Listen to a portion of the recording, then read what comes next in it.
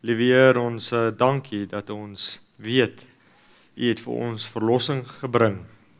Liewe Heer, gee ons vandag die vermoë om te verstaan wat dit vir ons beteken. Amen.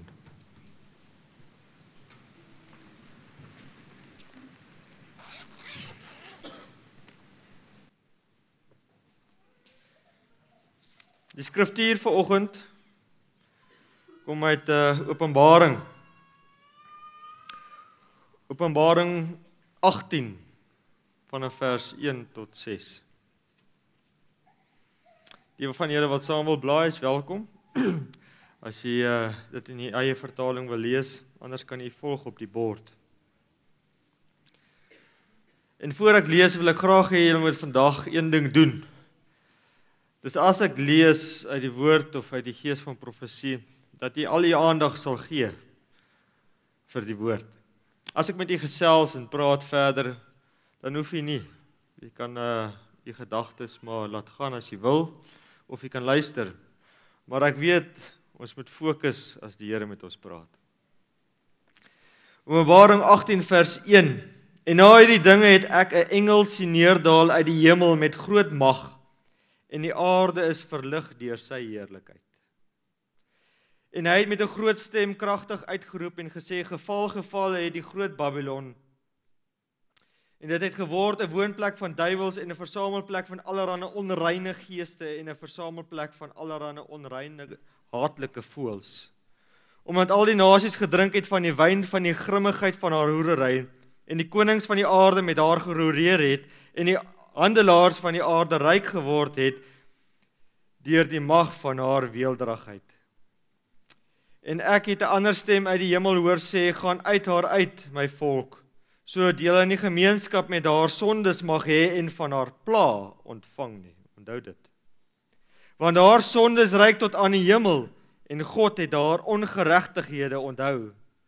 Vergeld haar, soos sy ook julle vergeld het, en verdubbel dit vir haar volgens haar werke.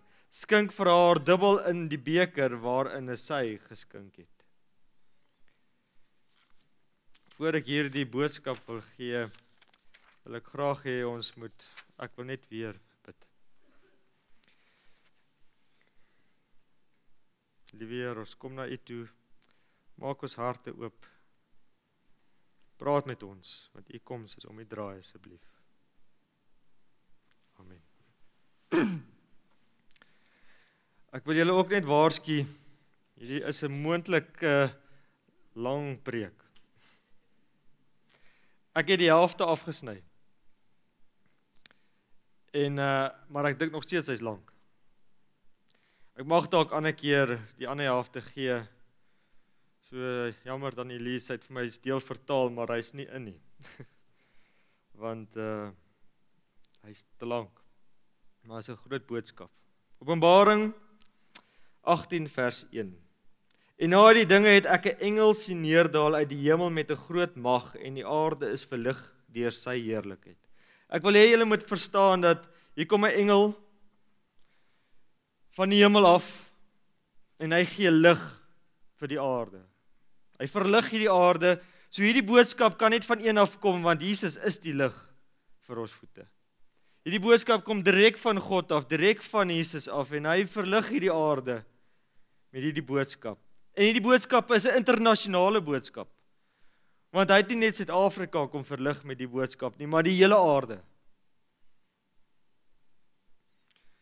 Vers 2, en hy het met 'n groot stem kragtig uitgeroep, geval, geval het die groot Babylon, en dit het geword 'n woonplek van duiwels en versamelplek van allerlei onreine geeste en 'n versamelplek van allerlei onreine haatlike voëls.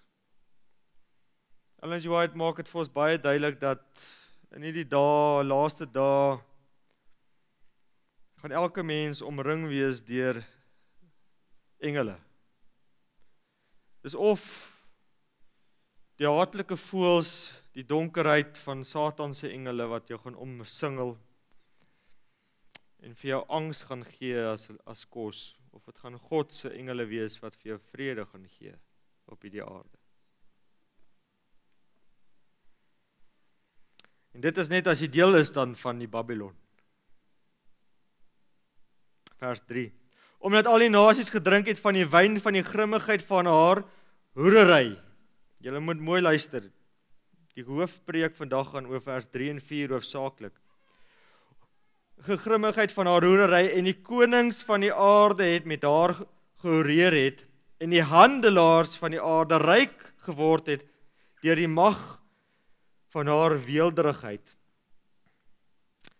En ek het 'n stem uit die hemel hoor sê, gaan uit daar uit my volk. Wie se volk moet uitgaan? God se volk. Is ons nie deel van God se volk nie? Is ons dalk in Babylon? Sodat jy nie gemeenskap met haar sondes mag hê en van haar pla ontvang nie. So het 'n God 'n waarskuwing geplaas op die tafel en hy sê, weet jy, as jy deel het aan hierdie Babylonse sondes, dan gaan jy deel hê aan haar pla. En jy gaan dan nie die ewige lewe hê nie. So die Here vra vir ons moet uitkom uit die sonde van Babylon uit. Dis is Babylon, het 'n sekere hoeveelheid sondes wat hy bied vir ons en ons moet daar uitkom. Ek wil graag hê julle moet verstaan dat hierdie vers vir ons, dit vir my voorkom of hy dit in 3 opdeel. Daar's die wyn van Babylon. Wat is die wyn? Dis die leerstellings, dis wat hy verkondig, dis sy nonsens, die gemors wat hy aan ons verkoop. En dan is daar die konings van die aarde wat ons ook nie moet deel word aan nie. Want hulle almal gee hulle mag oor aan Babylon. En dan is daar die handelaars wat ook deel word van Babylon. Kom ons kyk eers na die wyn. Onthou ons is op soeke na hierdie sondes. Want as ons nie weet wat die sondes is nie, weet ons nie waaruit moet ons kom nie. As ons nie kan identifiseer, maar dit is die probleme nie, dan weet ons nie waaruit ons moet kom nie. Waaruit roep God ons vandag? Kom ons kyk bietjie na die wyn. Ek het die wyn in 2 kategorieë gedeel. Die een gedeelte is die wyn wat noodwendig meestal buite die Adventiste kerk heers. En dan het ek oorgegaan na die wyn wat heel moontlik al bietjie instroom in ons geleedere in ons kerk in, waaroor ons moet pas op.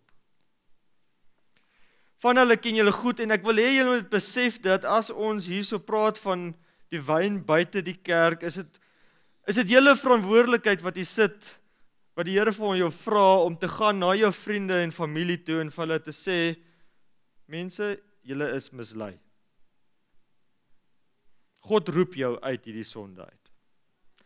Ek gaan 'n paar goed noem wat julle baie goed ken. Ek gaan baie vinnig daardeur gaan. Die doop. Die klein doop. Met ander woorde, die Here wil hê ons moet gedoop word, maar ons moet 'n nugtere besluit kan maak vir God of teen God. Die Here wil dit van ons, verwag dit van ons. As ons sê, ek volg U ten volle, het die Here gesê, goed, saam met die bekering kom daar 'n publieke belydenis en 'n doop. En dit stel voor dat jy met die Heilige Gees gedoop word. Dit is onmoontlik vir 'n babietjie om 'n besluit te kan maak vir 'n morele standaard, vir God of teen God. My kind, my baba, dogtertjie, sy besluit volgens haar instinkte wanneer sy wil huil en wanneer sy nie wil huil. Dis al wat sy op oomblik lyk my besluit. So, sekere tye weet ek nie hoekom sy dit besluit nie, maar daar's ander tye wat ek het verstaan. Maar die punt is, sy doen dit nie uit 'n keuse van wat sy geleer het, of morele waardes, of vir God, of verlossing, of nie. Sy doen dit want sy's honger, of haar maag is seer, of sy het haar toon, nee, sy stamp haar toon nie, maar iets is seer. Dan het God ook, toe hy gedoop is, Jesus self het as voorbeeld vir ons gedoop, met die onderdompeling, het hy onder die water uitgekom en het opgekom, en toe hy opkom het die hemel oopgegaan en God die Vader het gesê, dit is my geliefde seun in wie ek welbehae het. Jesus het nie toe weer onder die water ingegaan en weer opgekom en toe die Heilige Gees vir hom gesê, luister, dis nou my geliefde seun of hoe hy dit ook al. En toe het hy nie weer onder gegaan en weer opgekom en gesê, weet jy, ek is God of iets soos dit nie. Hy het nie 3 keer gegaan nie, dit was een fase. Dan is daar nog wyn wat deurkom wat sê, weet jy, as jy groot is die dag, dan moet jy nou onderdompel word, maar met 'n druppel water. Jy mag dalk deur 'n druppel water kan verdrink, so verstaan ek. Hulle sê jy het net 'n teelepeltjie nodig om jou longe te laat nie meer werk nie, iets soos dit. Maar die punt is, jy het baie water nodig om onderdompel te word. So dit is wyn wat heers vandag. Die Sabbat, ons sit hier vandag omdat ons weet, die Here het gegaan en gesê, in die 4de gebod gesê, luister die Sabbat is die 7de dag. En ons almal weet, dit is natuurlik die dag voor Sondag, ten minste weet ons dit, want Sondag is die eerste dag en Jesus het die eerste dag opgestaan en volgens die wet staan, daar die 7de dag moet jy heilig hou. So die wat dan sê, weet jy, dit maak nie saak nie, besef nie, maar dit gaan oor gesag hierso. Die Here het gesê die 7de dag. As jy die 7de dag, hoekom die 7de dag? Want toe is hy klaar gewees met die skepping. En die feit, as jy dan wegbeweeg daarvan, is 'n gesagsprobleem wat jy eintlik oordra, en op die einde van die dag, gaan jy en jy sê, weet jy, Skepper, ek wil nie jou gehoorsaam wees nie, ek sal iemand anders gehoorsaam wees. Jy het 'n keuse wie jy gehoorsaam wil wees. Weereens, Babylon, of God, jy die keuse.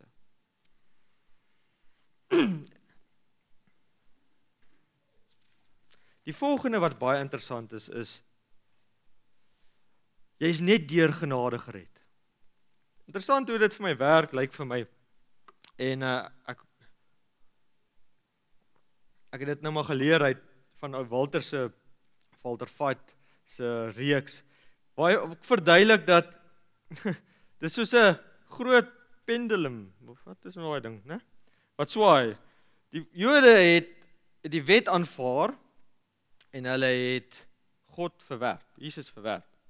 En vandag is dit asof ons nou weer omdraai en ons sê ons aanvaar Jesus, maar ons verwerp die wet. Dit is die twee uiterstes.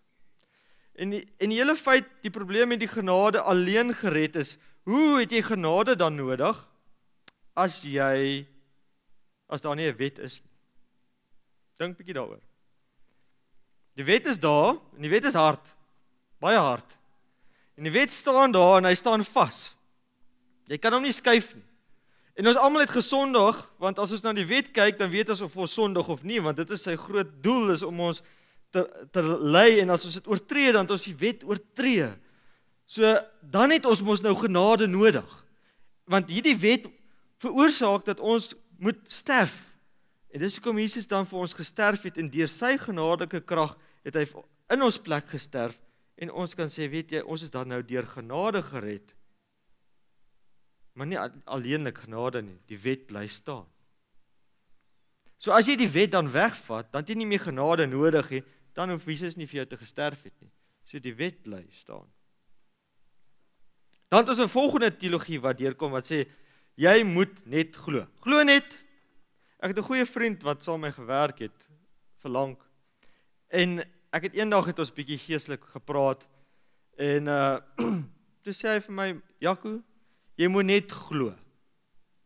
Want ek het vir hom 'n hele verhaal vertel van die hemel en ek het probeer die hemel verkoop aan hom, want hy glo in Jesus, maar ek het probeer aan die hemel aan hom verkoop en vir hom laat besef, maar hy moet sy lewe regkry as hy hemel toe wil gaan, en hy is 'n persoon wat daarvan hou om met karre te jaag. En hy ry op die uit vreeslike vinnige karre wat hy jaag op die Silverkap en ek weet nie wat alles nie. En toe is hy nou baie opgewonde want hy hoor hemel toe, ja, dit is fantasties en jy kan daar leef. Hy dink, ja, nou kan ek vir ewig daar in my karre ry. Dit was nou maar sy gedagte. Maar die punt is, hy het toe sê vir my, jy hoef net te glo. Maar as ons kyk na die wetgeleerde wat na Jesus toe gekom het, kan ons draai na Lukas 10 vers 25 tot 28. Julle kan saam met blaai as julle wil. Dan sê dit vir ons in Lukas 10 vers 25 tot 28. En daar het 'n sekere wetgeleerde opgestaan wat hom versoek het, deur te sê, Meester, wat moet ek doen om die ewige lewe te beerwe? En hy antwoord hom, Wat is in die wet geskrywe? Hoe lees jy? Lukas 10 vers 27. En hy antwoord en sê, jy moet die Here jou God lief hê uit jou hele hart en uit jou hele siel en uit jou hele krag en uit jou hele verstand en jou naaste soos jouself. Toe sê hy wat Jesus is vir hom, jy het reg geantwoord, doen dit en jy sal lewe. Met ander woorde, hier het Jesus nie gesê, weet jy, glo net nie. Weet, jy moet net glo. Glo net en jy sal gered wees nie. En ek bedoel die Satan se engele glo net en hulle gaan nie gered wees nie.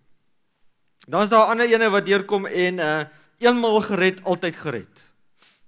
As ek een keer reg is, dan is ek nou vir ewig, dan het ek dit nou. Dan is daar die ander leer wat kom, ek gaan nou begin deurhardloop, die dispensasieleer, die wegraping, futurisme, preterisme. Wat doen dit? Dit gaan op die einde van die dag en sê, weet jy, Jesus gaan met 'n wegraping kom, vinnig. Ek weet nie hoe lees hulle daai trompette mis nie, en die donderslae en alles nie, maar dis blykbaar in stilte, volgens die leer.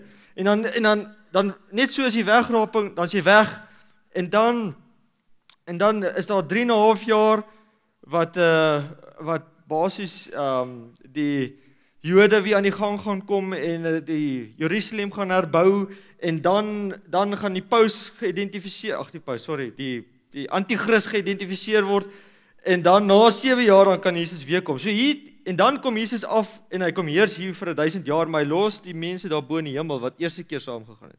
So nou, hoe werk dit nou? Daar is 'n klomp in die hemel, hier is 'n klomp op aarde, hier is nou 2 bruide, het raak baie die mekaar, maar die mense glo daarin. Ek gaan nie in diepte in dit gaan nie, maar dit is baie jammer, want die hoop wat ons het, dat Jesus kom, word nou skielik met die wyn gemeng, en skielik is daar 2 wederkomste, en daar's 'n geheime wegraping, en dan het jy 'n tweede kans ook. Nou, hoe regverdig is dit, dat jy nou skielik 'n tweede kans het? Vir al die mense, ons oumas en oupas, wat oorlede is in die vorige eeue, almal het 1 kans. Maar die mense wat laaste leef op hierdie aarde, het nou skielik 2 kansse. Weet, want hy kan nou, as hy met die wegraping nog nie reg is, het hy 7 jaar om homself nou reg te kry, voor God nou weer kom. En nou het hy 'n tweede kans. Wat se God het 2 standaarde? Hoekom is daar nou skielik 2 standaarde op die tafel neergesit? En die hele evangelical, ek weet nie wat dit Afrikaans is nie, maar evangelical? Die hele evangelical beweging, glo dit, en dit is 'n baie groot hoeveelheid van die protestante vandag is evangelicals. Hulle glo in hierdie wegraping en hulle glo dit. Is dit nie ons plig om vir hulle te gaan sê, luister die mense, julle kan nie jou God dien met 2 standaarde nie. Daar staan nêrens in die Bybel, God het nou 2 bruide gekry nie. Dit bestaan nie, daar staan nêrens dat die Here se wederkoms gaan soos saggies plaasvind nie. Ja, jy weet nie soos 'n dief wanneer hy kom nie, maar dit beteken nie hy gaan sag wees, die verse net daarna sê, daar was groot donderslae.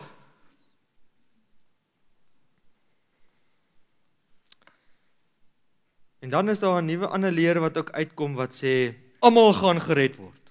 Almal. Moenie worry nie, moenie bekommerd wees nie, almal gaan gered wees. Die hele spektrum, die hele wêreld gaan gered wees, jy hoef nie te bekommerd wees nie. Maar is dit nie wat, ek dink is, waar staan dit? Maar Sodom en Gomorra is 'n voorbeeld vir ons van die wat verwoes gaan word. Van die wicked, van die slegte mense. So as dit as voorbeeld vir ons gegee is van hoe die hel gaan wees en die wat verlore gaan, hoe hulle gebrand gaan word tot niks toe. As dit dan 'n voorbeeld is, hoe kan jy dan sê almal gaan gered word? Dan is daar 'n uitverkiesingsleer. Nou die uitverkiesingsleer word meestal deur die doppers en so aan geleer. En dis hulle offisiële leerstelling van hulle en dit kom van Calvin af. En hierdie wyn wat daar gemeng is, sê dat jy voor jy gebore is klaar gekies of jy gered gaan wees of verlore gaan wees. Nou dink bietjie daaroor. Hulle glo ook in die hel, dieselfde mense. Hulle glo in ewig durende, ewig brandende hel wat God se karakter heeltemal misvorm. Maar hierso is dit nog 'n stappie verder. God skaap jou, die een wat jou skaap, hy skaap jou en hy sê, luister hierso Jaco, Jy kan nie, daar's 'n kruisie, jy kan nie gered wees nie. Sorry, jy's klaar bestem dat jy verlore sal gaan. En weet jy, ek skep jou so dat jy nou vir ewig kan brand. So jy sal nou vir ewig brand, sodra jy nou die dag nie meer op die aarde is, gaan jy dan nou vir ewig brand. Wat 'n tipe God is dit? Wat sê, weet jy het geen keuse nie. Daar is geen keuse aan jou kant wat van jou gaan word nie. Ek het gekom en vir jou sondes gesterf, maar nie vir jou nou nie, ek het dit net vir die ander gedoen. Wat 'n leerstelling, wat 'n God dien daai mense? Is dit nie ons plig om vir daai mense te gaan wys, maar hier's 'n God van liefde wat vir ons baie duidelik sê in Johannes 3 vers 16, want so lief het God die wêreld gehad, dat hy sy enigste gebore seun gegee het, dat elkeen wat in hom sal glo, elkeen, nie spesifieke mense nie 'n paar nie, nie as jou vel wit is nie, want dis wat weer ander doen, hulle gaan en hulle sê, weet jy, die verlossing is net bedoel vir afstammelinge, so as jy die regte geen in jou lyf het, dan sal jy nou gered word. Met ander woorde, hierso in ons land is dit, jy moet nou 'n wit man wees, dan is jy nou gered. Ja, daar's mense wat dit glo. In Afrika boontoe is daar weer 'n klomp swart mense wat sê, weet jy moet nou net hierdie afstammeling wees, jy moet hierdie sekere stam wees en hulle is swart. So ek verstaan nie. Ek het een van hulle preke geluister van die Israel beweging en hulle het gesê, nee, daar's een of ander vers wat hulle lees en dan sê hulle daar's 'n groot rivier en suid van hierdie rivier, so dis seker die Zambesi rivier of iets. Want dis nou net suid van hulle, al daai aan die suidekant van daai rivier is nou daai sekere afstammeling. En dis waar hulle goed vandaan kry. En dis jammer, want dis deel van die wyn. En dis ons plig om vir die mense daarvan te leer. Dan draai ek nou om en ek fokus bietjie op ons. Die Here sê, kom uit daaruit my volk. So die kans is goed dat u en ek wat vandag in hierdie kerk is, deel is van die wyn, deel is van die Babylon. En dat van hierdie wyn ingeslyp het dalk in hierdie kerk in. En ek mag dalk op tone trap, maar ek glo dis ons plig om uit te wys, dis nie wat die Here vir ons leer in die Bybel nie. Die eerste punt is, evolusie leer. Ek glo nie heeltemal dis in hierdie gemeente nie, maar ek weet van die gemeentes en van die mense en professore se probeer om die evolusie leer en die skepings op 'n manier by mekaar te bring. Nou soos ons weet is mikroevolusie waar, want dis hoekom daar verskillende honde is. Weet, jy kry 'n klein hondjie en groot honde. En my hond wat ek weet nie wat jy hom noem nie, maar hy is 'n boerboel en 'n skaaphond gemeng by hom Dudley gekry. Sy hond het rondgeslaap met die verkeerde honde. Toe kry ek nou hierdie hond, pragtige hond hoor, regtig. Ek is eintlik baie lief vir daai hond, Bruno. En dan het ons so 'n labradortjie gekry en die twee is baie lief vir mekaar, nou het hulle kleintjies. So hierdie is nou 'n pragtige mengsel, maar hulle is almal amper pikswart met hier en daar 'n bietjie wit in en so aan.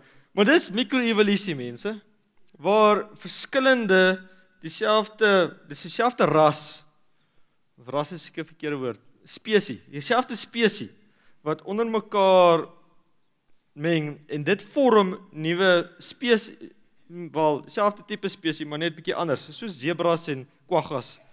Hulle voorouers is maar dieselfde ding. En soos weet dis waar. Weet die Here het ons geskaap om anders te kan lyk en so. Maar ons het nog nooit gehoor van 'n zebra en 'n krokodil of enige iets wat verskillende tipe diere is wat nou meng nie. Dit het nog nooit plaasgevind nie, maar ons moet dit glo. Dis wat evolusie glo. Verder moet jy nou glo dat die Big Bang of iets het plaasgevind. So dis 'n geloof en hierdie geloof wil hulle nou saamvoeg. En dis nie versoenbaar nie. Ons glo eider die Bybel of ons doen nie. Ons glo of dit is 6 dae geskep of ons doen nie. En as jy die Bybel wil glo wat die woord is, en Jesus sê hy is die woord, die weg en die waarheid. So as jy in Jesus wil glo, dan het hy ons in 6 dae geskape. En hy het ons herinner daaraan met die 10 gebooie, want hy sê ek onthou, ek het julle in 7 dae 6 dae en die 7de dag het ek gerus. So hy Hy laat ons onthou, hy herinner ons van die skepping in sy 10 gebooie. So ons is in 6 dae geskape. Ons kan baie lank oor hierdie teorie aangaan, die evolusie leer. Maar ek glo as ons dit verwerp ons die Skepper. En ons kan ook nie glo dat dit 7000 jaar was nie. Want onthou, die son was dag 4 geskape. En die aarde se plante dag 3, so die plante moes vir 1000 jaar sonder lig lewe. Dit is nie logies nie. Goed. Dan die volgende wat in ons insypel is pantheïsme.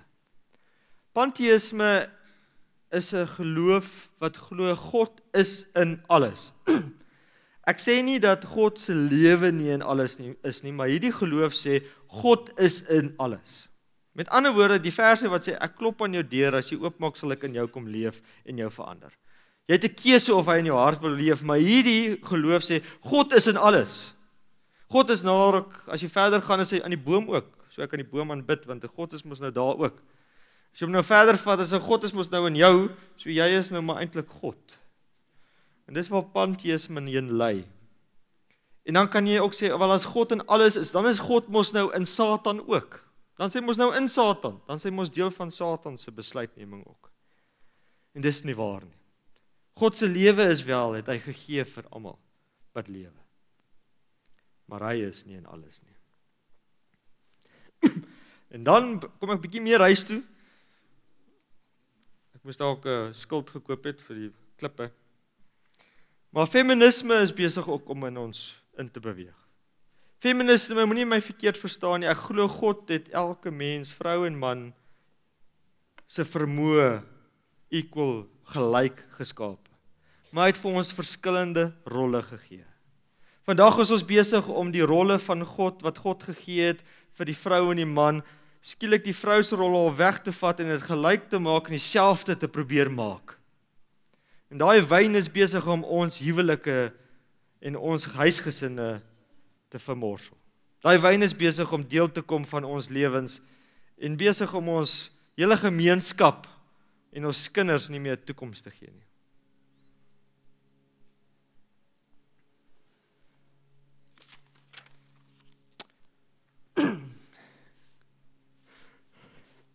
Sorry. Dan het ek met Eben gesels, leraar Eben, en hy het vir my die naam gegee van hierdie spesifieke wyn. Lectio Divina. Transmentale meditasie. Dit kom ook, is ook besig om in ons, ek wil julle van hierdie goed sê, om julle net te waarsku. Verstaan, as dit op jou deur kom, dan weet jy, dan kan jy dit identifiseer. Dis nie soos ek wat besig is met 'n groentetuin vir die eerste keer in my lewe, en as die groente opkom, dan weet ek nie wat is groente nie. Dan kyk ek na al die plantjies wat hier opkom, en dink ek hulle is te pragtig, maar ek weet nie wat er een is nou die boontjie nie, want ek weet nie.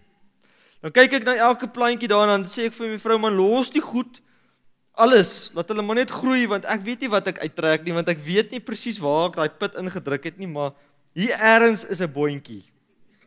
En dan is daar gemiddeld so 7 verskillende rasse wat op een stadium daar opstyg. So, dit is wat ek wil hê julle moet kan identifiseer. Die dag as daai kaktusie of ding wat jy nie van hou nie, opkom, dan weet jy nou, daai is nou Lectio Divina. En dis wat sy naam is, Lectio Divina, transmentale meditasie. Dis nou hy hierdie, ek moet nou wegloop van hom af. Dit is 'n manier van meditasie. Jy vat 'n versie in die Bybel, en dan mompel jy hom. Nie heeltemal nie, maar jy sê hom oor en oor. Vat jy die versie, en dan sê jy hom oor en oor, en dan sê jy die versie weer, dan sê jy hom weer, dan maak jy oor toe, dan sit jy die Bybel neer, en dat jy hom nou klaar 20 keer gesê het, dan maak jy oor toe, dan mediteer jy oor hierdie versie, en wat ook al dan opkom by jou, dis die waarheid. En dit spruit die volgende fase van dit spruit uit, dan is dit postmodernisme, kom ook as gevolg daarvan uit. Nou postmodernisme is waar jy, wat ook al jy glo, is oukei. Dit sal jou hemel toe vat, en wat ek glo, dis vir my reg. Dis soos, ek werk by 'n myn, en ek werk nou al 4 jaar, dis nou so 'n jaar terug, 4 jaar by hierdie myn, as kontrakteur. En eers het hulle vir my gesê, weet jy, jy's te wit, jy kan nie die werk kry nie. Dis nou maar so. Ek gaan toe aan, en toe het hulle dinge so gekry, dat ek nou die werk kan kry. Ek sê, nee, maar goed, dankie, ek sê, wat behels al die werk nou? Nee, net alles wat jy nog steeds die laaste ruk doen. Ek sê, nee, maar dis fantasties, nou gaan ek permanent wees, ek is so opgewonde. Toe sê hulle vir my, maar jy moet nou bystand doen. Ek sê, ja, so 1 keer in 'n kwartaal moet jy nou op 'n Sabbat bystand doen. Jy gaan nie werk, dis net as daar ietsie fout gaan. Ek sê vir hulle, nee, ek kan nie dit doen nie. En die ou kyk, ek sê vir my, ek kan nie. Ek sal uitruil met ander wat nie op Sondag wil nie, dan kan ons mos nou 'n plan maak. Jy weet, daar's van hulle wat graag Sondag nie wil nie, dan kan ek nou Sondag doen, dan kan hy nou my Sabbat doen. En hy kom toe terug na my toe en hy sê nee. Hy sê, maar ek het gedink oor hierdie storie en hy sê, as jy nou so gesê, en ek sê nee vir hom, jy weet, ek kan dit nie dan doen nie. Toe sê hy vir my, ek het nou gedink oor die verhaal. As jy vir my ja gesê het, dan was dit nie reg nie. Ek sê ja, hy sê, want dit is vir jou nie reg nie. Maar vir my wat nie in dit glo nie, dis oukei. Dis wat hy my sê. Dis postmodernisme. Met ander woorde, die Here het nou verskillende standaarde. Asof. Weet? Pas op daarvoor. As dit verkeerd is dit verkeerd, mense. Dan is daar 'n baie sensitiewe saak. Dis nie 'n grap nie. En dit is homoseksualisme. Van die kerke in Amerika het dit, in Adventiste kerke het dit aanvaar. Van die kerke het actually homoseksualistiese kerke geword, predikant insluitende. Nou ons weet almal dat God is lief vir die sondaar, maar hy hou nie van die sonde nie. So hy is lief vir jou, maar hy is nie lief vir jou, maar hy het nie dit vir jou gegee om van ander mans of vrouens 'n vrou vir 'n vrou te hou nie. Dit het hy nie jou gegee nie. Hy het jou dalk feministies gemaak. Hy het jou dalk gemaak om bietjie anders te wees. Hy het jou so gemaak. Maar as ons nou ons voorouers praat, as ons met hulle praat, dan sê hulle, weet jy, die fyner man was daar in hulle tyd ook, my ouma hulle in so 'n tyd, was hulle daar, maar hulle het vir hulle meer butch, manlike vrouens gekry. En so het hulle mekaar gekomplimenteer. Vandag het die omgewing dit so verander, dat jy dink, goed, ek is bietjie meer fyn, so dit beteken seker, ek is met 'n defek gebore. Ek moet nou eintlik van mans hou. Daai gedagte kom nie van God nie. So ek sê weer, hy is lief vir jou, maar God is lief vir jou, maar hy haat die sonde. En hy kan die kliphard uithaal.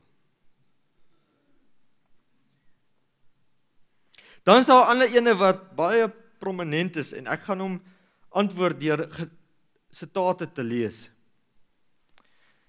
Die konsep dat jy perfek kan word. Voor Jesus gaan kom, gaan jy perfek wees. Die sitate is wel Engels.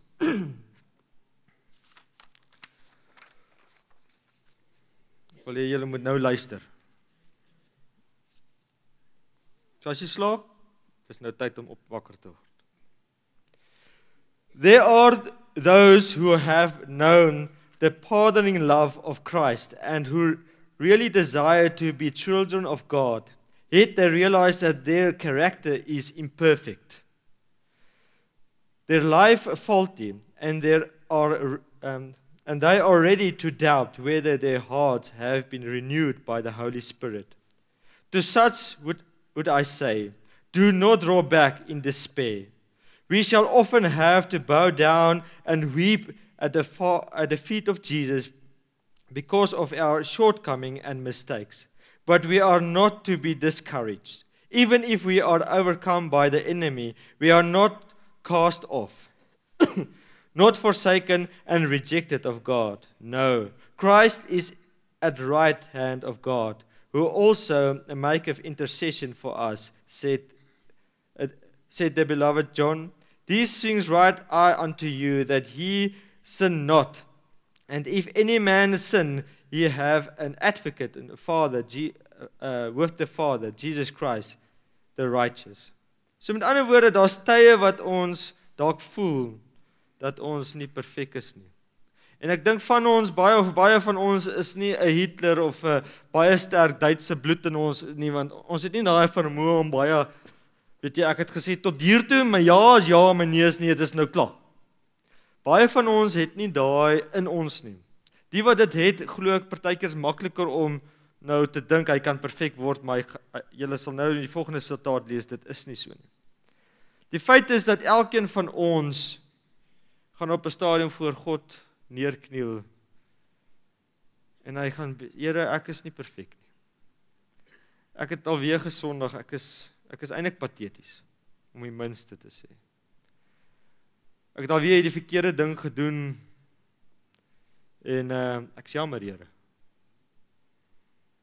En hy sal jou die mag gee om volgende keer weg te hardloop soos Josef, of nee te kan sê, of nie te steel nie, of nie die Here se naam uitlik te gebruik nie, hy sal jou prompt voor jy daai woord wil sê. En met tyd sal jy heiligmakingsproses deurkom.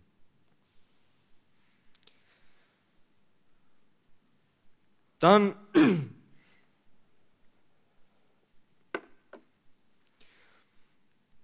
the closer you come to Jesus, the more faulty you will appear in your own eyes. For your vision will be clearer, and your imperfection will be seen in broad and distinct contrast to His perfect nature. Do not be discouraged.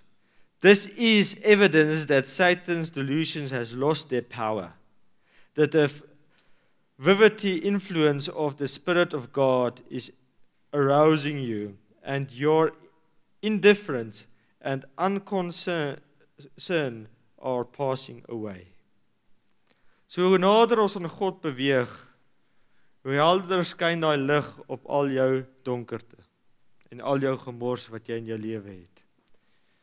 So as jy dink jy moet perfek wees en jy is perfek, mag dit dalk wees dat jy nie na aan God is nie.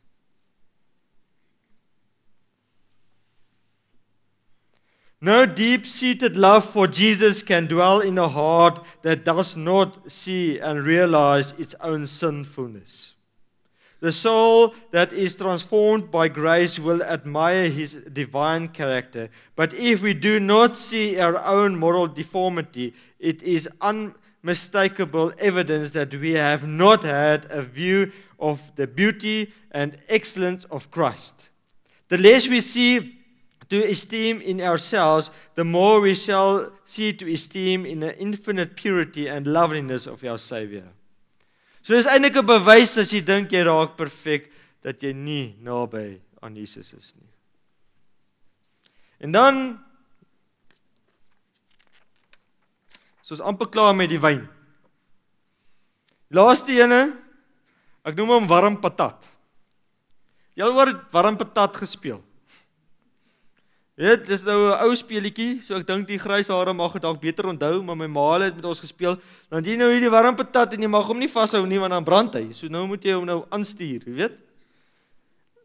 Nou dan gooi jy hom nou so vir mekaar. Laat my dink aan net 'n hipotese. Jy ry nou by die pad af, ja, en die taxi druk voor jou in. En jy vloek hom. En jy verwens hom. En jy wens hom hy maak 'n ongeluk. Man, die volgende oomblik kyk jy nie waar jy ry nie en daar ry 'n trok boor jou en daar is jy dood. Nou, wat het dit nou gehelp vanoggend dat jy gebid het? Here, vergewe asseblief my sonde wat ek gister gedoen het. Ek het iets gesteel of gejok of iets wat jy verkeerd gedoen het.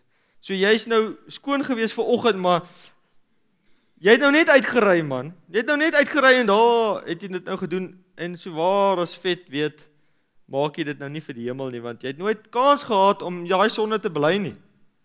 Jy het nooit kans gehad om te sê, Here, jammer dat ek my meer verloor het en gevloek het en die ou verwens het en hom amper dood wou hê nie. Ek is jammer dat ek so was. Ek het nie daai kans gehad om dit te doen nie.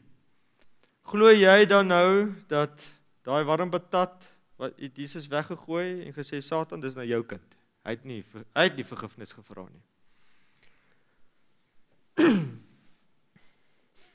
The character is revealed by the works, not by occasional good deeds and occasional misdeeds, but by the tendency of the habitual words and acts. So Jesus kyk na die verlange na jou hart en geneigtheid van jou gewoontes. As jy na Jesus toe kom, kom jy met baie sondes. Dis mos die pad wat hy saam met jou stap. So as jy na hom toe kom, is dit die pad wat jy saam met hom stap. En hy kyk waarheen stap jy. En ek dink dis Doug Batchelor wat gesê het, man, dis soos jy het vir die Here gekies en jy klim daar in die huisbak. En jy's nou daar in die huisbak en jy het die hemelknoppie gedruk en jy's besig om op te gaan. En toe kom daai taxi episode en jy vloek en jy val op jou knieë en jy sê jammer en die volgende dag doen jy toe nou maar weer dieselfde en daar is jy toe nou oorlede. Dan kyk die Here, waarheen was daai huisbak op pad? Waarheen was hy op pad? Waarheen was jou gewoontes op pad? Hy kyk nie na een daad nie.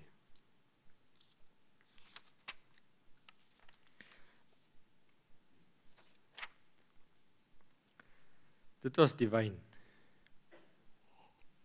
Ek kan nog baie wyn bring, maar ek het daar gesny.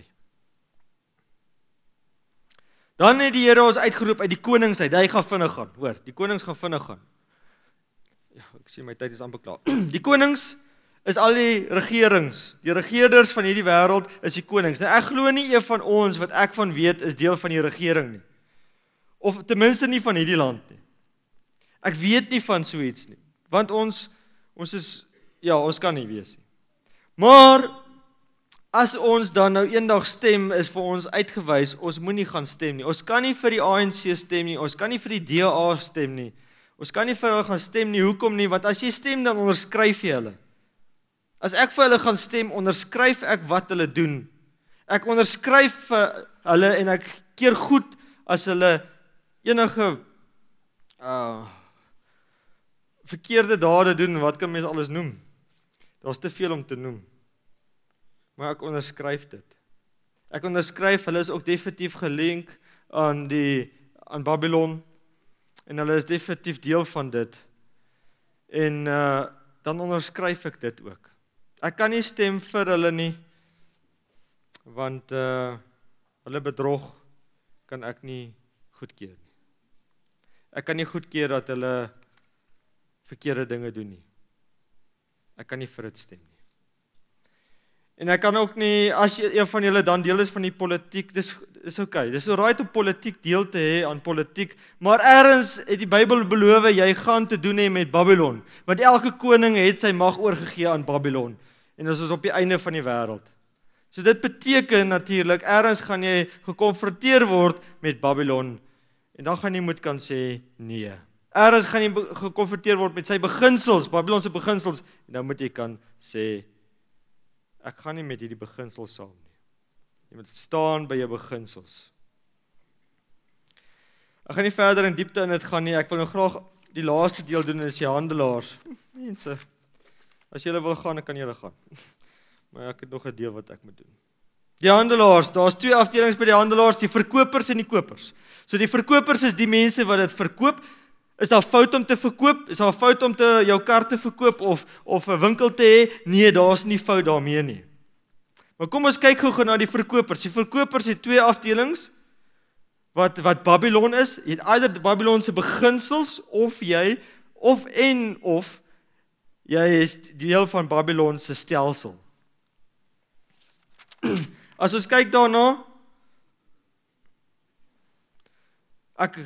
hierdie week ry ek met my karretjie, my ou Taxi. Ek ry lekker met hom. Ek is 'n baie lekker karretjie, ek geniet hom vreeslik. Dit voel vir my soos 'n go-kart. Maar ek ry werk toe en terug met hom. En ek ry, maar as ek so by 120 kom, dan voel dit vir my of die wiele wil afval. Hier agterkantjie maak so, hy bewe. En ek dink, joh, die wiele is heeltemal ongebalanseerd hier agter, want dit is nie my stuurwiel nie, my pa het my geleer as dit die bakwerk is, dan is dit die agterwiele. Ek ry toe in, en ek jaag om 5 uur by tuis te wees by Wheel and Tire, en ek stop daar, en ek sê vir hulle, luister hier, kan julle net my agterse bande vir my balanseer? Meneer, ons het nou net ons hande gewas, dis 5:05, ons is klaar. Ek sê, ag, tog, ek kan seker my vrou volgende week stuur, maar my kar is besig om te rattle. En die eienaar kom daar uit en hy sê, man, dis reg, wie wil R30 hê? Gaan balanseer sy, julle kan die geld vat. En die ene sê, ja, ek sal dit doen. En hy kom daar, hy sê, nee, hy sal al 2 bande moet hy doen. Ek sê, nee, dis reg, ek dink ook al 2 van die agterkant moet gedoen word. Ek weet mos dan nie wat erin is nou, nie reg. En hy sê, nee, dis goed, en hy kyk so na die een wat, hy sê, nee, hierdie band is klaar. En ek klim uit, en ek loop om, en so waar as vet, ek het nooit raak gesien nie.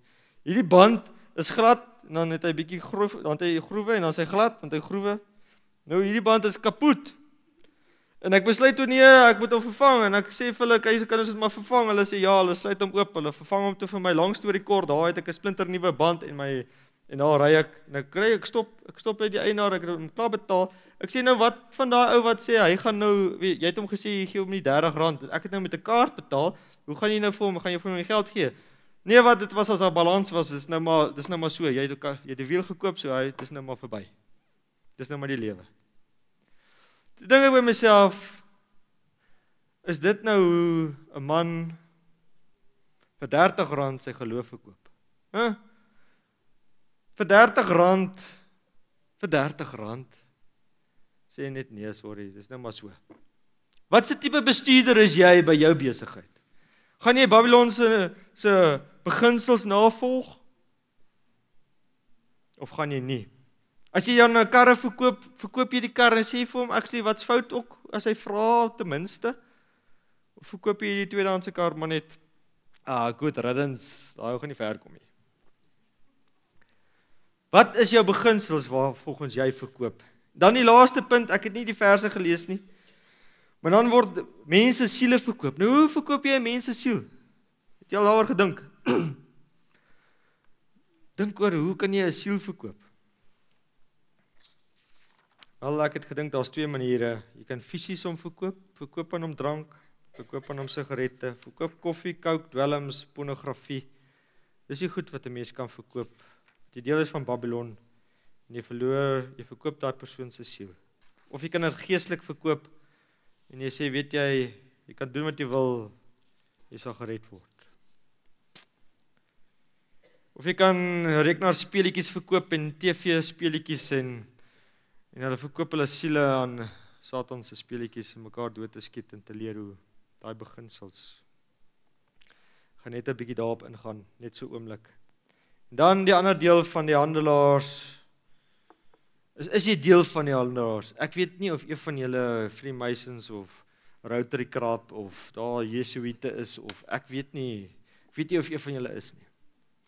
Ek weet glad nie. Maar ek weet net dat die Here keer dit nie goed om deel te wees van die bondgenootskap saam met Babylon nie. Die Here keer dit nie goed nie. Die Here doen niks in geheim nie. En die Here keer nie hulle beginsels goed nie. En hulle hele geloof wat agter dit hardloop nie. Dit is Babylon in sy volheid. En God roep die handelaars daar uit. So as jy is, dink daaroor. Besef dat Here jou uitroep uit dit uit. Dan kom ons by die kopers. Die kopers is, meeste van ons is kopers. Het jy al ooit gedink dat Babylon sy sondes verkoop? Is dit moontlik dat Babylon sy sondes kan verkoop? Ek wou nie so vinnig oor hierdie afdeling gehardloop het nie. Maar ja, Babylon verkoop sy sondes. Dink mooi daaroor. Kom ek vertel julle 'n staaltjie wat een van my vriendinne van hierdie kerk my vertel het. Sy werk in hierdie groot firma. En die eens bestuurder of CEO van die firma gaan Durban toe en hy kry vir hom 'n bywyf daar. Hy vertel haar dat hy besig is om te skei. En hy kom terug en hy kry vir haar werk by sy eie firma. Hy was nooit besig om te skei nie. En sy vrou werk ook by die firma. Rukkie daar op die laaste wat ek van die storie gehoor het, het sy haarself probeer vergas of doodmaak op 'n manier, selfmoord pleeg oor die storie. Dan vra ons vir onsself, hoe gebeur dit? En in dieselfde vraag terwyl jy daaraan dink, dan druk jy die knoppie en jy kyk TV. En op die TV verkoop Babylon sy beginsels. Hy verkoop sy beginsels van moraliteit, voorhuwelikse seksualiteit. Hy verkoop sy morele waardes van drank. Hy verkoop alles aan jou. Hy verkoop, man, hy maak eintlik ons godsdienst belaglik, maar ons kyk en ons kyk. Ons is mos nou nie deel van hulle nie, maar daai beginsels verkoop die TV 24/7 aan ons en in ons gedagtes. Dan wonder ons, hoe gebeur dit, dat mense inloop soos hierdie week gebeur het, en 'n hele lot uitmaai. Onskuldige mense uitmaai met gewere, 'n ruk terug ook daar in Noorwe. Hoe gebeur dit? Dan wonder ons eendag dan, hoe dit gebeur dat my kind nou verkies om verkeerde middels te neem, dwelms. Hoe dit gebeur, maar ons laat hom heeltyd kyk en die beginsels indrink vanaf die TV. Ons laat ons kyk en ons sien hoe hy speletjies speel op die rekenaar en ek is self skuldig aan meeste van hierdie goed was ek, ten minste. Ek is seker nog steeds. Maar die punt is, ons kyk daarna en daai speletjies speel ons en ons skiet mos nie regtig nie. Ons kyk na al die demone wat ons aanval en ons probeer hulle uitmaai, maar dit gaan nooit 'n invloed op my hê nie. Nooit! Maar as ons weer sien, dan bly ons maar saam vir die eerste ruk. As ons weer sien, dan het ons daai geneigtheid om te beklei by die werk vir alles wat jy wil hê.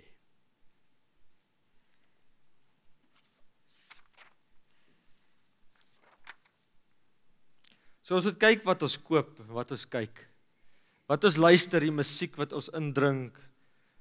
Ek is vir ruk terug toe, dan luister jy die Afrikaanse musiek en dan gaan dit oor 'n verlede se liefde. En dan kom hierdie gedagtes van verlede meisies by jou op. Dan sit ek die radio af. Want ek wil nie dink aan dit nie. Ek wil nie die Satan 'n vat kans gee nie. Wat verkoop die musiek wat jy luister? Wat verkoop dit aan jou? Dis alles Babylon se beginsels wat ingeforceer word in ons lewens. Dan kyk jy na jou kinders en wonder jy, waar kom hulle vandaan? Maar dis jy wat die TV aangesit het.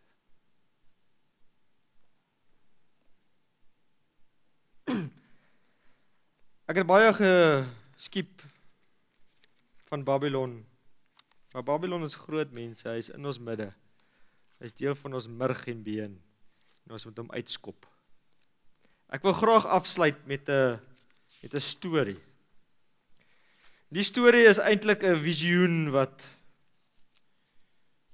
ons profeet gehad het, soos 'n boodskap direk vir ons in ons tyd. En as jy wil kwaad wees kwaad vir God wat dit gegee het. En die storie is 'n harde storie. Ek het hom vertaal, so ten minste sal ek vir julle hom in Afrikaans kan lees. Maar asseblief, as julle, dis die laaste stukkie, ek beloof. As julle kan fokus, nog net hierdie stukkie. E.G. White het 'n droom, 'n visioen gehad, waar sy na die aarde gekyk het. Daar het sy gesien hoe die mense op die aarde omring was deur bose engele en ander deur God se engele. Daar was 2 krone om van te kies. Die een was van God. Hy was vol diamante wat lig uitgestraal het, baie helder, duidelik en mooi. Op die kroon was daar gegraveer: almal wat my wen, is gelukkig en sal vir ewig lewe. Onder hierdie kroon was daar 'n ander kroon. In die middel van hierdie kroon was daar juwele, goud en silwer, wat 'n bietjie lig weerkaats het. Op die kroon was daar gegrafeer aardse skatte, rykdom en mag. Almal wat my wen, het rykdom en roem. Daar's 'n groot skare wat opgeruk het om hierdie twee krone, om hierdie tweede kroon te kry, die ene wat aarde is. Hulle was onrustig. Sommige in hulle gretigheid het gelyk of hulle sinne verloor het. Hulle het mekaar verdruk en die swakkes teruggedruk en vertrap. Baie het gretig beslag geneem van die skatte en dit styf vasgehou. Van hulle se hare was wit soos silwer en hulle gesigte was met sorg en angs oorweldig. Hulle eie familie, been van hulle gebeente, vlees van hulle vlees, het hulle geïgnoreer en as familie lyk of hulle van die skatte wou hê, dat hulle dit stywer vasgehou. Vir ingeval hulle van die skatte mag verloor of mislei word en dit moes deel. Hulle wou dit nie hê nie. Hulle oë was dikwels op die aardse skatte gesit en dan het hulle dit getel en dan het hulle dit weer getel en weer getel. Die skare wat na die tweede kroon toe gewerk het met verlange na die kroon gekyk, na die skatte en het hopeloos pad gegee vir die sterkes wat hulle oorweldig het en verbygegaan het. Maar hulle het nie opgegee nie, misvormd, siek en oud, bly vorentoe beer om by die kroon uit te kom, die aardse kroon. Sommige het gesterf op pad na die kroon toe. Ander het net aan die kroon gevat en hulle het gesterf. Lyke het gesaai gelê, maar dit het die menigte nie gestop om oor die lyke te trap en te vertrap om by die kroon uit te kom nie. Elkeen wat die kroon bereik het 'n gedeelte van die skatte besit en was luid toegejuig by die belanghebbendes wat geïnteresseerd was oor die kroon wat om hom gestaan het. 'n Groot groep bose engele was besig daar, met Satan in die middel van almal, wat baie tevrede was met die menigte wat geveg het om by die kroon uit te kom. Dit het voorgekom of Satan 'n eienaardige charme op die mense gegooi het, wat gretig was om by hierdie kroon uit te kom. Baie wat na die aardse kroon gestreef het, was Christene. Van die Christene het 'n bietjie lig gehad, en hulle het gekyk dikwels betowerd na die hemelse kroon. Hulle het gekyk na die hemelse kroon. Maar hulle het geen ware sin van sy waarde en heerlikheid besef nie. Terwyl hulle met hulle een hand rustig uitgestrek het om die hemelse kroon te kry, strek hulle met hulle krag om die aardse kroon ook te kry. En hulle het ernstig gestrewe na die aardse, het hulle sig verloor van die hemelse kroon. Hulle is in duisternis gelaat, maar tog het hulle angstig rondgetas vir hierdie aardse kroon. Party het waaglik gekyk na die menigte wat na die aardse kroon gestreef het, en hulle het besef daar was een of ander gevaar met hierdie hele verhaal van hierdie aardse kroon. Daar's iets fout. Hulle draai dan weg en soek ernstig na die hemelse ene. Die voorkoms van hierdie mense het spoedig van donker na lig, van somber na vrolikheid en na heilige vreugde verander. Toe sien ek 'n groep wat deur die menigte beer, met hulle oë gefokus op die hemelse kroon. Soos hulle ernstig hulle wegbaan deur die oproerige menigte, het die engele hulle vergesel en vir hulle spasie gemaak om te vorder. Soos hulle die hemelse kroon nader, het die lig op hulle en om hulle geskyn. Dit het die donkerte weggeneem en dit het net helderder en duideliker geword. Totdat gelyk het dat hulle getransformeer was asof hulle engele word. Hulle het nie een talmende blik op die aardse kroon gegooi nie. Hulle was dis klaar, is verby. Die wat na die aardse gestrewe het hulle gespot en hulle het met swart balle gegooi. Die swart balle het hulle geen kwaad aangedoen nie, behalwe as hulle oë van die hemelse kroon af weggevat het. Dan het die swart balle hulle gevlek. Moenie vir julle skatte bymekaar maak, waar mot en roes dit kan verniel en waar diewe inbreek en dit steel nie. Maar maak vir julle skatte bymekaar in die hemel waar geen mot of roes verniel nie en waar diewe nie inbreek en steel nie. Want waar julle skat is, daar sal julle hart ook wees. Die lamp van die liggaam is die oog. As jou oog dan reg is, sal jou hele liggaam verlig wees. Maar as jou oog verkeerd is, sal jou hele liggaam donker wees. As dan die lig in jou donkerheid is, hoe groot is die donkerheid nie? Niemand kan twee here dien nie. Julle kan nie God en Mammon dien nie. Dan kom die verduideliking van hierdie visioen na haar toe.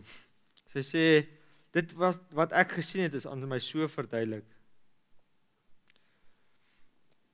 Die menigte wat so gretig gestreef het vir die aardse kroon, was die wat die aardse skatte baie lief geword het, en mislei en gevlei word deur sy kortsigtige aantrekkinghede. Sommige het gekies wat claim, wat Jesus volg, maar hulle ambisie was vir hierdie kroon. Ons moet kyk wat se kroon ons volg. Party was baie oud. Sy verduidelik die wat baie oud was, het tot die dood toe vasgehou in hulle skatte, terwyl hulle familie tot hulle gesondheid moes opgee om 'n bietjie kos te kon kry. Maar hulle wou dit nie deel nie. Hulle het eers dit vir hulle self gebruik nie. Die ryk jong man as voorbeeld vir ons. Hy het alles gedoen, maar hy het een ding gekort. Hy het nie God gehad nie. Hy het 'n ander God gehad. Wat 'n God het ons vandag?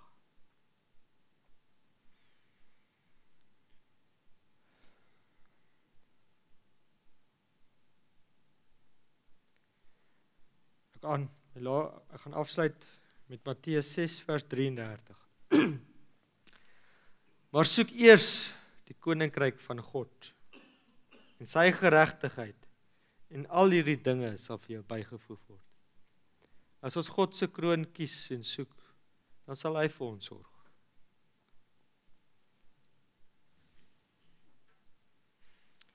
En so as die Olimpiese spele vandag speel, en al daai atlete hardloop die stryd, so hardloop ons ook ons stryd.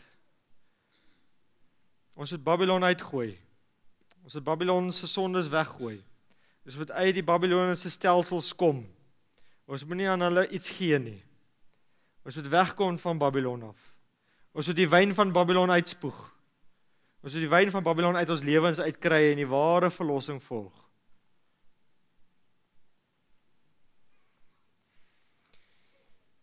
Ek het die goeie stryd gestry, ek het die wedloop volëindig. Ek het die geloof behou. Ek het die wedloop gestry, ek het die geloof behou. Ek het nie die wyn gedrink nie. Verder is vir my weggelê die kroon van geregtigheid. Ek lees nou 2 Timoteus 4 vers 7 en 8. Ek het die kroon gekry by God, die regverdige regter, wat my in daai dag dit sal gee. Is ons uit Babylon, veg ons hierdie geveg. So kom ek vir julle sê, hou vas, hou uit, hou aan. Hou aan om op die pad te loop saam met die Here. Hou uit tot hy kom en hou vas aan die woord. Hou vas aan Jesus want hy is die woord. Hy het dit gesê. Amen.